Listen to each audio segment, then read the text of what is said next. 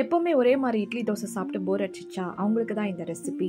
இன்றைக்கி கம்பு வச்சு ஒரு சூப்பரான இட்லி தோசை ரெசிபி எப்படி செய்யுதுன்னு பார்க்கலாம். நான் இன்றைக்கி 2 கப்பு கம்பு எடுத்திருக்கேன். கம்பில் நிறைய ஃபைபர் இருக்குது, நிறைய பெனிஃபிட்ஸ் இருக்குது. செக் பண்ணி பார்த்துக்கோங்க.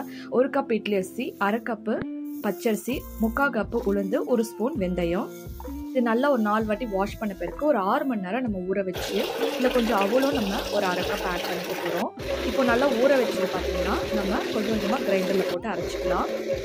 கம்பில் பார்த்திங்கன்னா நிறைய நார் சத்து இருக்குது. ஸோ நம்ம வீக்லி இந்த மாதிரி ஒரு 2-3 வாட்டி சாப்பிட்டிங்கன்னா ரொம்ப நல்லாயிருக்கும், ஹெல்த்தியாக இருக்கும். இப்போ பார்த்திங்கன்னா இந்த மாவு நல்லா புளிச்சு வந்துடுச்சு. உங்களுக்கு தேவையான அளவுக்கு உப்பு இல்லை ஆட் பண்ணிவிட்டு, உங்களுக்கு தோசை வேணால் இட்லி வேணால் நீங்கள் கொஞ்சம் கொஞ்சமாக இதை எடுத்து நம்ம யூஸ் பண்ணிக்கலாம்.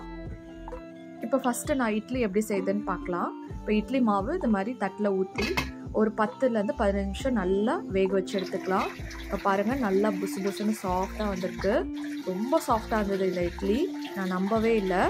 அதே மாதிரி தோசை கூட ஊற்றுறேன். தோசை கூட பார்த்திங்கன்னா அவ்வளோ சூப்பர் சாஃப்டாக வந்தது.